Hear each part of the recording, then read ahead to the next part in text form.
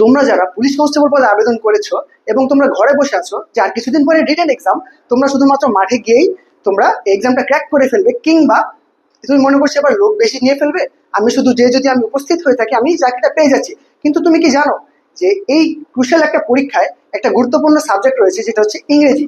এবং এই ইংরেজি এমন নয় যে তুমি যে সরাসরি আনসার করতে পারবে, বরঞ্চ এখানে কিছু নির্দিষ্ট ধাপ রয়েছে। এই ধাপগুলো না মানতে পারলে কিন্তু আসলে এই পরীক্ষায় তুমি চান্স পাওয়া থেকে অনেক পিছিয়ে যাচ্ছ। যেমনটি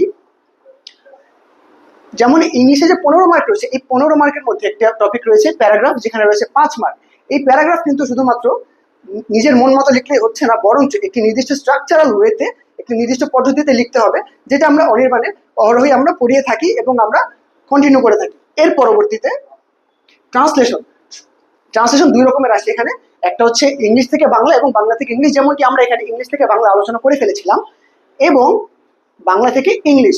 এই দুটো ট্রান্সলেশনের জন্য খেয়াল রাখতে হবে যেন আমরা আমরা যা চেয়েছে তার বেশি না লিখে ফেলি। এবং এর পরবর্তীতে ফিল ইন দ্য গ্যাপস, এটা কিন্তু খুবই গুরুত্বপূর্ণ, কারণ ফিল ইন দ্য ব্ল্যাঙ্কস আপনি শুধু মনে করতে পারেন যে হ্যাঁ আমি এ এন দা কিছু একটা লিখে চলে আসবো এবং আমার হয়ে যাবে না। প্রত্যেকটা ফিল ইন দ্য ব্ল্যাঙ্কস এর জন্য রয়েছে আলাদা আলাদা নিয়ম। এই নিয়মগুলো যদি একটু সহজভাবে আপনি বুঝতে পারেন তাহলে কিন্তু আসলে ক্র্যাক করা আপনার জন্য খুবই সহজ। এর পরবর্তীতে রয়েছে চেঞ্জিং ভয়েস। হ্যাঁ, এই ভয়টার নামই হচ্ছে চেঞ্জিং ভয়েস। আপনারা হয়তো মনে করতে পারেন যে অ্যাক্টিভ অ্যাক্টিভ থেকে প্যাসিভ বা প্যাসিভ থেকে অ্যাক্টিভ যেকোনো ভাবে লিখে ফেলে হয়ে যাচ্ছে, কিন্তু না।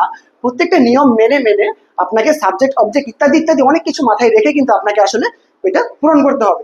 এবং মনে রাখবেন, আমরা সবসময় বলে থাকি আমাদের অনির্বাণে যে আমরা যত সহজ করে সম্ভব ঠিক সেভাবেই আমরা পড়ানোর চেষ্টা করে থাকি।